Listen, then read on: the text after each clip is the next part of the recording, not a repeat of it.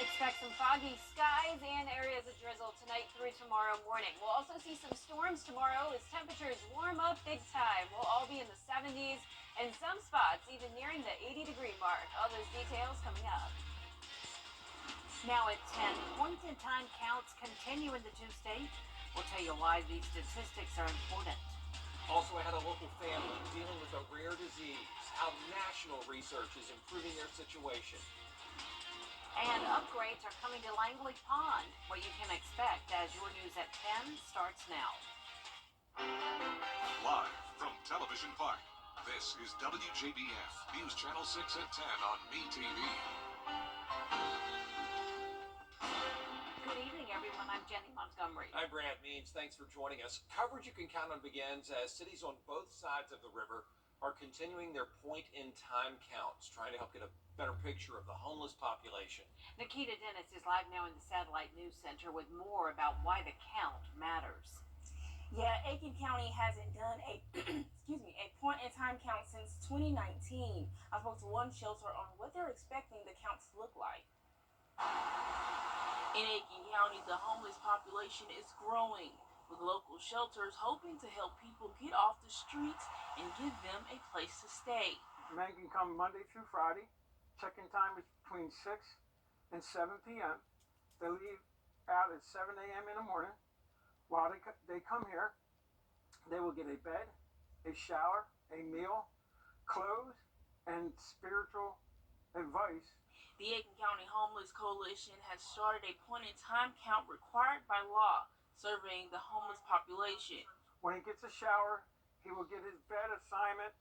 Robert Lane started the Mount Solemn Outreach Mission more than 20 years ago, taking in about 20 men daily. He says this count could help them provide more resources. The pig count is very important because it lets the government and the community know the growth of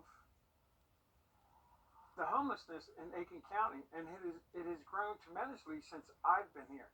They're also in need of volunteers to help out at the shelter at night. Lane says their goal is to meet the needs of everyone who may need help. Well, the ministry is based all on volunteers. I myself have been a volunteer for 21 years. There is no payroll here. No one gets paid. It's all based on volunteers. He says funding plays a huge role in providing resources. Mount Solemn also operates a soup kitchen for their clients. This is just a place to reflect on your life.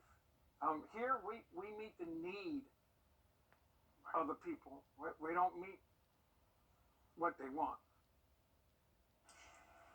Pit Counts also collects the data of overflow. Lane says luckily they haven't experienced that.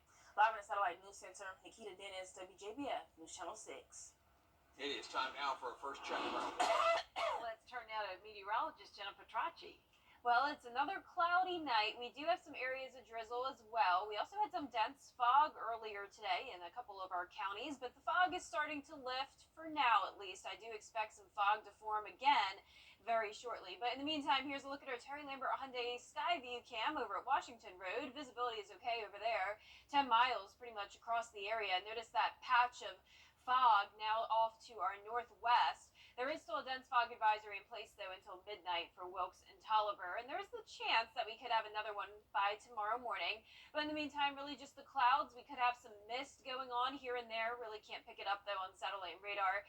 The bulk of the rain is well to the west of us still, and most of this is going to stay off to our northeast. So a few showers possible tomorrow morning, but it's not going to be looking like this by any means. So not a washout of the day tomorrow. High today was 68 degrees, getting close to the 70-degree mark slowly but surely. Low of 53. That is nearly 20 degrees above average, and it's much warmer than it was last night. And even last night was pretty warm, but 13 degrees warmer in Augusta, 15 degrees warmer in Aiken. We are still close to 70 degrees even by the 10 o'clock hour. 66 in Augusta, 65 in McCormick. Swainsboro, you're at 64, 63 in Gibson, and 62 in Lincolnton. Winds are pretty breezy tonight as well. 11 miles per hour in Waynesboro, 9 in Aiken. All this moisture coming in from the southeast. And for tomorrow morning, some rain possible along with the cloudy skies. We'll be in the 60s, so no need to bundle up tomorrow morning, but you will want some of that rain gear nearby just in case. I'll have more details on the forecast coming up shortly, but back to you. All right, Jenna, thank you. If you Cloudy night with fog and areas of drizzle. Then we could have a few storms by tomorrow afternoon, and then also some much warmer temperatures. 70s nearing 80 degrees tomorrow. All those details when we return. To find News Nation, go to joinnn.com.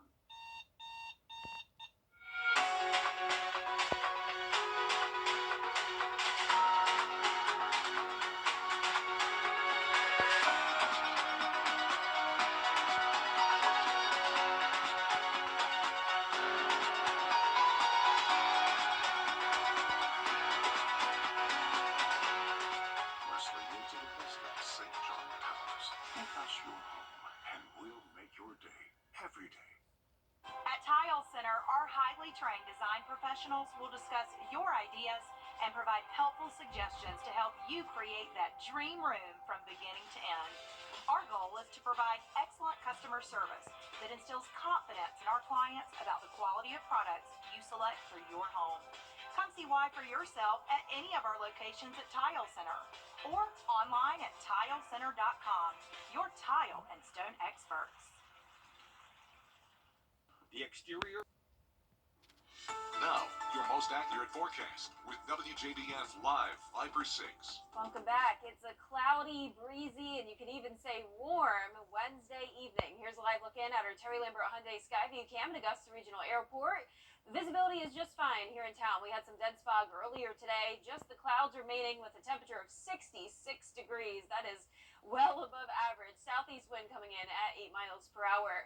Visibility, as you can see, is fine across our area. That area, dense fog, is now just to our northwest. A dense fog advisory does continue for Wilkes and Tolliver, but I can tell you it's pretty much over with. As we go into the overnight hours, we will have some fog creep back into the area, so it's possible we could have another dense fog advisory issued later on. But in the meantime, just the clouds, some areas of mist and drizzle possible. Really hard to pick up on that on satellite and radar.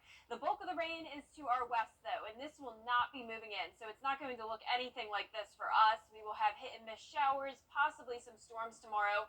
But all of this rain will continue to push off towards the northeast, just missing our area. Right now, temperatures in the 60s for everyone, with the exception of Crawfordville, our one cool spot at 58 degrees. 63 in Gibson, 66 in Aiken, Bamberg at 64. Big warm up coming our way tomorrow. We have this warm front that finally broke through the wedge, and it's going to be to the north of us.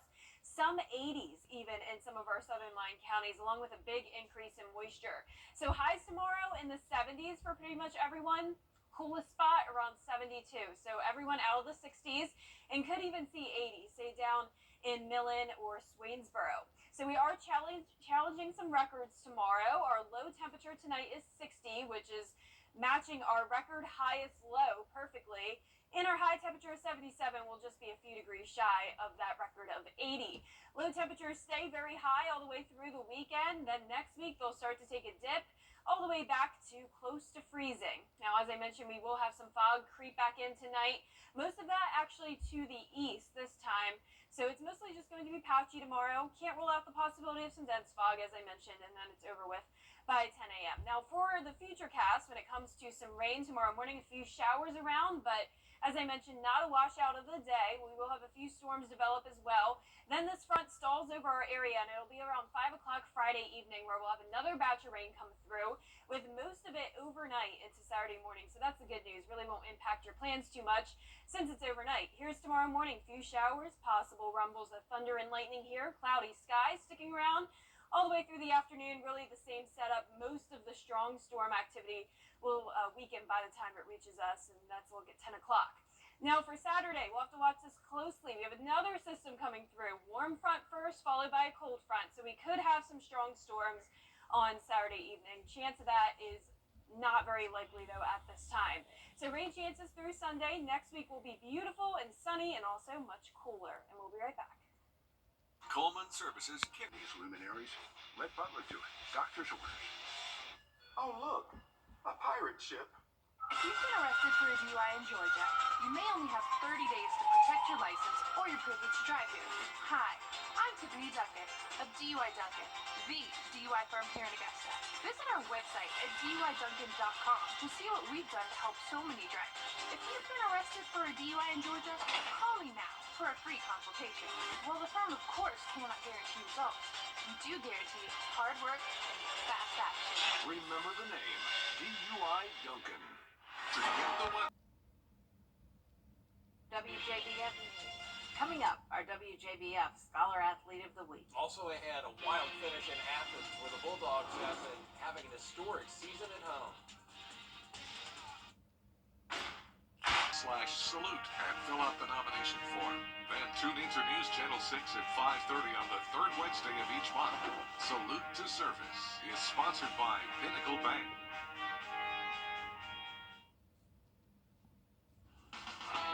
Now, WJBF sports coverage you can count on. Georgia Bulldogs men's basketball team having a heck of a season at home in Stegman Coliseum. 10-1 entering Wednesday night's matchup with LSU. Both teams 3-2 in SEC play so far. Some drama in Athens for this one. It came down to the wire.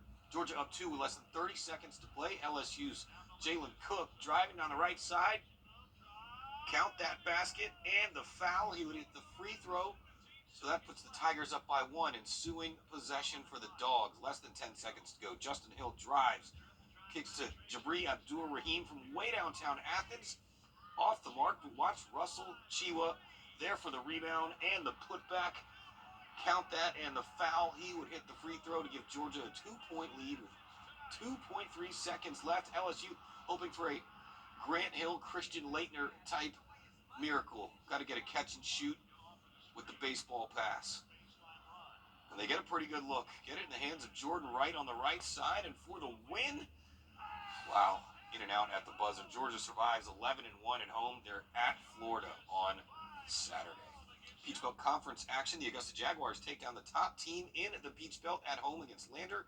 Number 18 USC Aiken gets pushed into overtime at USC Buford. Jags at home Saturday. Pacers on the road. In the women's games, USC Aiken nearly got their first conference win, but they fell in overtime. And the AU Jags dropped their second conference game of the season. This week's WJBF Scholar Athlete of the Week is Burke County's Brandon Lively. He's a two-sport star for the Bears, wrestles and plays football. He's been the McDonald's Player of the Game on Game Night Live twice, and he helped Team Georgia get a win at this year's Border Bowl. He was also an area champion for wrestling in the 215-pound weight class. In the classroom, how about a 3.87 GPA? He's 11th in his graduating class, also on the principal's list. The honor roll and dual enrolled at Augusta Tech. His parents and coaches say he's a hard worker and a great example for younger kids to look up to. It's pretty awesome. When Coach Lewis texted me yesterday, I was surprised. I wasn't expecting it, but it was pretty cool. I'm very blessed. I just try to use it in the best way that I can and be a good role model for anyone who may be looking up to me, because you never know. There's kids, other people on your team. You always got to set a good example. Every year he's more, pushing more and more and doing more and wanting to be better, and so he's grown. Just extremely proud of his discipline, dedication, hard work, in the classroom and then on the wrestling mat and on the football field. Just couldn't be more proud. Just in a very dedicated kid that was very driven. He doesn't need a lot of direction.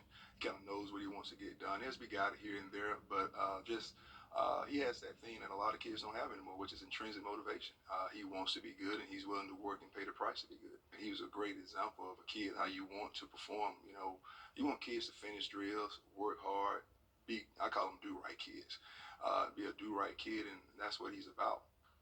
Certainly is. Not sure where he wants to go to college yet, but does plan to study business and hopes to continue wrestling. Congratulations.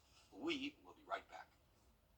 Adverse childhood experiences, or ACEs, can disrupt a child's sense of safety, stability, and connection, like exposure to violence, neglect, and abuse. 61% of Barnwell County adults report ACEs. They can lead to poor adulthood outcomes like health issues, substance abuse, mental illness, and lower academic achievement. Take the free questionnaire and get your ACEs score at access1.org. This ACEs prevention message is brought to you by Access One Center of Barnwell. Live right now. but not least, a Long Island man suffered from a rare form of kidney disease, and he said he wouldn't be able to have beaten that disease without his daughter, who gave her one of his kidneys. In a heartwarming reunion, the two made a visit to North Shore University Hospital to thank the medical staff who operated on them. Take a look. And that's just like a miracle, and it makes me feel so great that I could give back to my father. Stephanie Trotty is being hailed a hero after giving her father, Matthew Carlson, the gift of life, donating her left kidney to him. Carlson was born with polycystic kidney disease, an illness that he says was painful and terminal. He spent the last 5 months on dialysis before undergoing surgery on January 8th. Days of dialysis were horrible. I felt drained, nauseous, which I haven't felt in 16 days, which is incredible.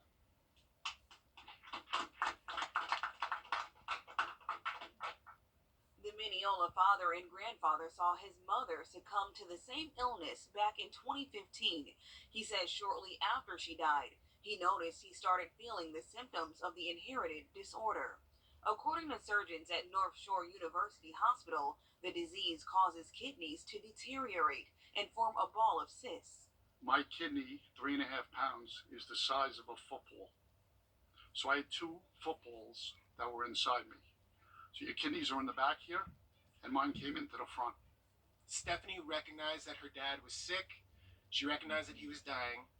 And she contacted our transplant center and said, I want to help him and I want to save his life. 2 weeks after a successful surgery, Trotty and Carlson returned to the hospital to thank the medical staff who operated on them. Now kidney disease free, Carlson and Trotty are hoping their story of resilience and sacrifice will encourage others to donate to patients in need. Jenna, looking for some good weather tomorrow. Yeah, well, we are going to have the clouds still, a little bit of rain and storms here and there, but it will be nice and warm, 77 degrees, feeling like a springtime day. And then as we go into the weekend, still seeing some rain chances. All of next week looks much nicer, sunny skies, cooling down, upper 50s through 60s, and dry conditions. So just the rain and storms over the next few days. If we can get through it, next week we'll be back to the sunshine. The news continues at the top of the hour over on WJBF News Channel 6 at 11. Hogan's Heroes is next right here on WTV. Good night.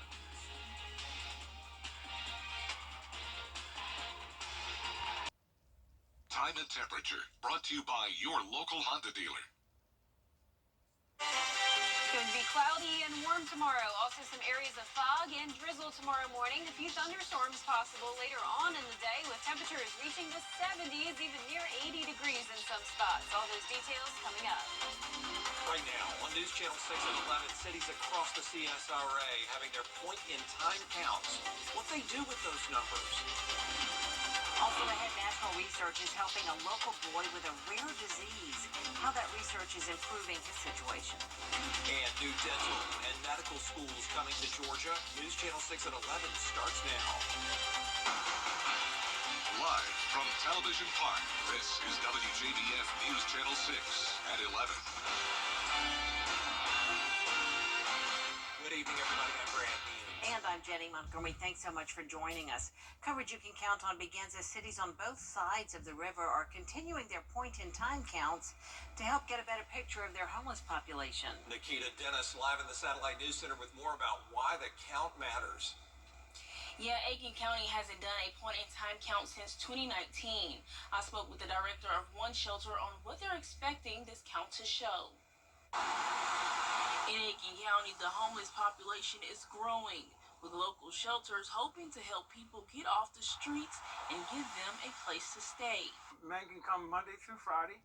Check-in time is between 6 and 7 p.m. They leave out at 7 a.m. in the morning.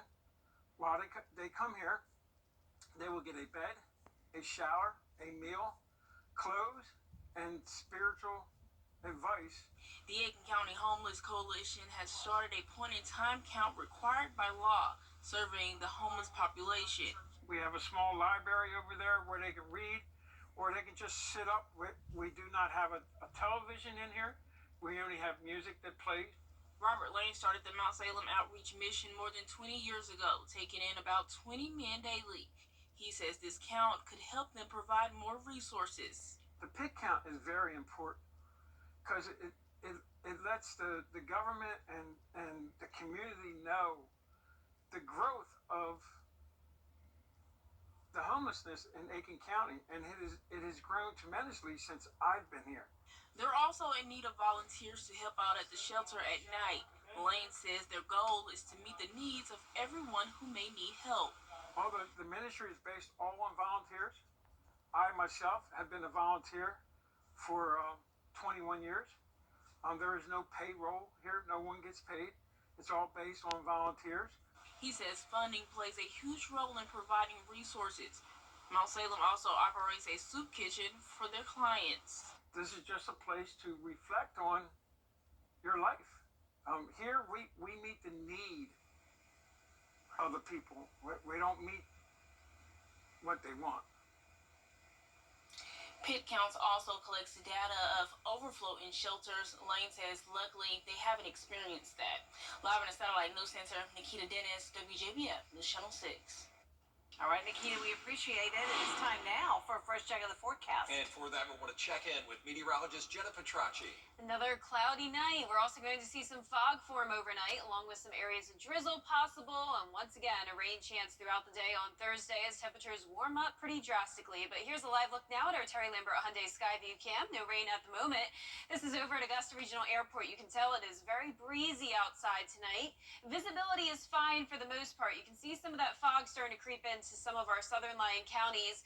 We also had the dense fog earlier today in, say, Wilkes, Tolliver counties, but now that fog's starting to push off towards the northwest. Now, there is still that dense fog advisory until midnight tonight for Wilkes and Tolliver, but after that, it's over with. We could have another one issued overnight for more so our eastern and southern lying counties, but if not, it will just be some patchy fog on and off throughout the night and tomorrow morning. Satellite and radar not showing any rain at this time. We could have some mist form, really hard to pick that up on satellite and radar, but nothing like what we have out towards the west. This will not be moving into our area. We will see a few showers on and off tomorrow, but it won't be widespread like this activity, say in northwest Georgia, Alabama, Mississippi, even some thunderstorms happening. We could have some rumbles of thunder tomorrow, along with some lightning, because it will be so warm, but it definitely won't be anything widespread. Today was getting pretty warm as well. 68 was our high today, well above average, low of 53, nearly 20 degrees above our average low of 35. Temperatures now much warmer than they were last night, over 10 degrees warmer in most spots. We're sitting in the 60s, more like a summertime night in January. 66 in Augusta, 64 in Allendale, Millen at 65, so pretty consistent for everyone. Not seeing anyone in the 50s at the moment. 62 in Crawfordville and Sparta. Winds are pretty high this evening at 11 miles per hour in Waynesboro, 10 in Aiken and Edgefield, all of that coming in from the north or the southeast, bringing in all the moisture with it.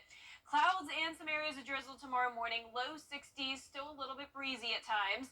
So clouds, fog, and drizzle in the forecast for now. Tomorrow we'll have a few storms around as temperatures climb into the 70s, even some spots near 80. And then our rain chances will continue to increase as we go into the weekend. All those details coming up. Back to you, Brad. All right, Jenna, thanks. A local family benefiting now from research. Now, your most accurate forecast with WJBF Live 5/6. Welcome back. I hope you're having a nice Wednesday evening. We do still have the clouds lingering tonight with some pretty warm temperatures, you could say. Here's a live look at our Terry Lambert Hyundai Skyview cam at Doctor's Hospital.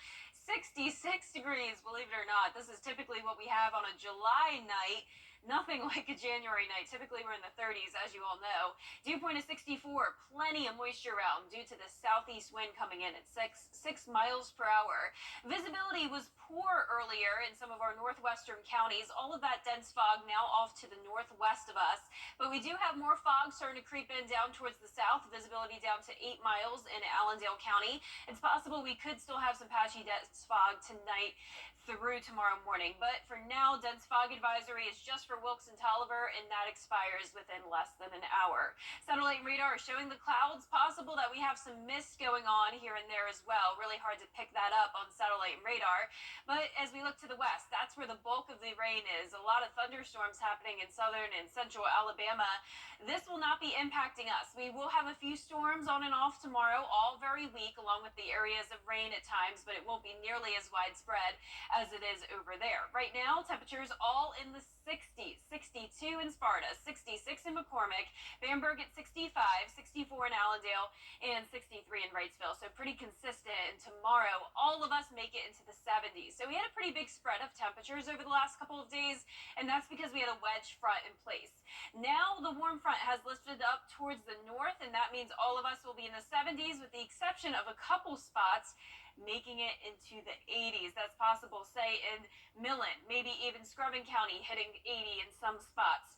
Up towards the north, 72, McCormick 73 in Washington as those highs. At midnight tonight, you can see that fog continuing to increase towards the east, impacting mostly our South Carolina counties.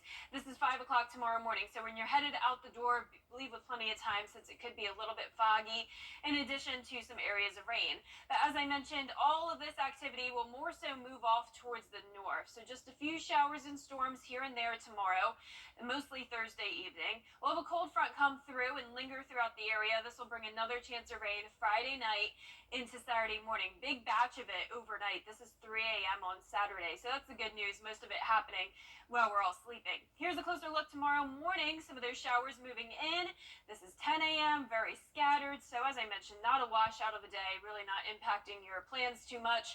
And then by 2 o'clock Thursday afternoon, a line comes through, but the bulk of the storms will weaken by the time they move through our area. 10 o'clock, same situation, isolated, scattered activity. Saturday, though, a different setup. We will have a warm front to the north of us, cold front swinging in. This will bring another chance of storms. Some of those could even be strong. So, of course, we'll keep you updated on that as we get closer to the date. Chances of rain through Sunday morning. Next week, we'll be back to sunshine, drying out, cooler as well, falling back into the upper 50s as highs, lows in the 30s. Back to you. Have you ever thought about how far your clothing travels from start to finish? One Georgia company has, and they're shaving thousands of miles off that distance and being kinder to the planet. When we come back. But first, the winning numbers for tonight's South Carolina Lottery Pick 3 700. And your pick 4 winning numbers tonight, 8868, Fireball 1. How about those Powerball numbers tonight? 32, 50, 5, 1, and 64. The Powerball was 8. The Power Play 4. It's not X Live 5/6 Skyview Network, sponsored by Terry Lambert Hyundai. Weather headlines on News Channel 6, brought to you by Jamie Casino Injury Attorneys. The COVID pandemic was no doubt one of the most important reassessment points of the 21st century. We look back and see how much we learned, how much technology helped us, and how, as a society, our values and priorities shifted. From a manufacturing perspective, the pandemic showed us there really wasn't an American supply chain. That's why back in 2020, the Presidential Task Force called on a Swainsboro t-shirt company, America Knits, to abandon their products and start producing massive amounts of PPE. The team there rose to the challenge and even worked out a 24-hour operation because of social distancing during COVID. The next year, Governor Brian Kemp recognized America Knits president Steve Hawkins in his State of the State address for his willingness to promote the Georgia Made concept. That led to an idea for a Georgia-grown brand of apparel called Seeds to Seams. As a result of the pandemic and the making the PPE supplies, the state of Georgia and an initiative called Field to Closets approached us, and they wanted to make scrubs for 17 different rural hospitals in Georgia. They wanted Hawkins to create a Georgia supply chain, and he had the industry contacts to make that happen. His primary question was, could they use Georgia cotton? And they were like, yeah, there's plenty of great cotton in Georgia. I knew I drive through cotton all the time. Yeah. I just didn't know what characteristics it had and if it would be suitable for our needs. That launched a whole new thought process. We developed a supply chain, and then at that point, we're like, let's adapt this to T-shirts. And it hasn't traveled more than 240 miles. The average T-shirt travels over 17,000 miles. That's the average t-shirt that an American is wearing today. Ours travels 238 miles as the crow flies, and that's the reason the crow is our icon. So sustainability is a big part of what your mission is. I think that's the biggest story. Seeds to Seams, yeah, it's a great fit. Yeah, it's soft cotton. It's beautiful. But the sustainability part, the young people, I think, care about. And if they understand our message, I think it'll resonate with them. And while you may not have heard of Seeds to Seams yet, you certainly recognize the other brands of t-shirts, the big names, that are American Knits customers. But here's a little secret. Our fabric is better than theirs. Theirs is carded ring spun. That's a little cheaper yarn. Ours is combed ring spun. And why does combed ring spun matter? Hawkins says it's what makes his product different. It all starts with the cotton. The best fabrics are always combed ring spun yarn. That's what you start with.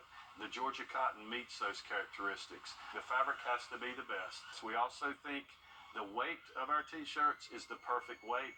It looks good on fit people, and it looks good on people that maybe not as fit as others. The same quality goes for their fleece sweatshirts.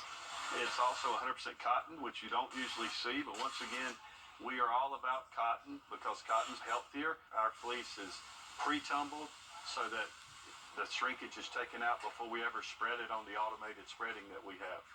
And this is what Hawkins wants you to remember about Seeds to Seams. From the cotton grown right here in Georgia dirt, all the way to the finished product.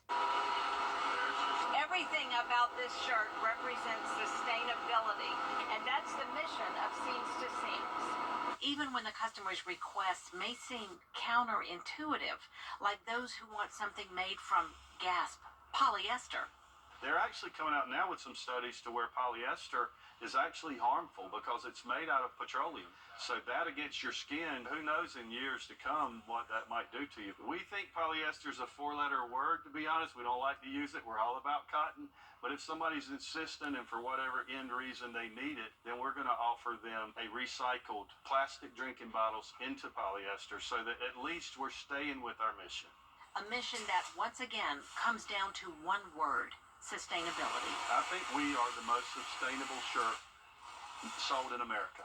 And I'll tell you the reason why. There are sewing factories in California, but there's no yarn spun in California. All the yarn is spun in the Southeast.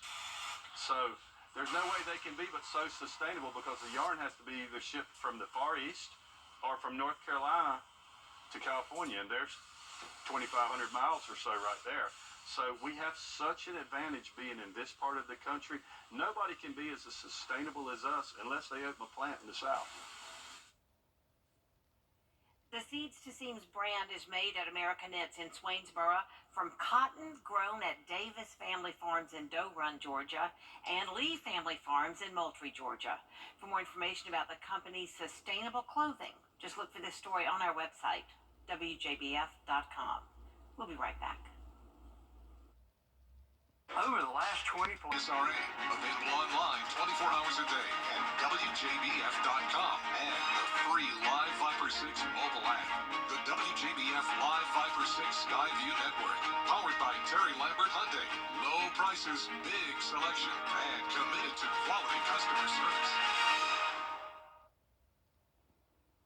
Your chance to be featured in a Coors Light Super Bowl commercial. They're going to bring back the Chill Train. Fans will have the chance to apply, and if they're picked, you just submit a photo of yourself, and then you'll be featured riding the virtual train in the ad. Coors will pay people $500 each if they get chosen. Thanks for watching, everybody. Good night.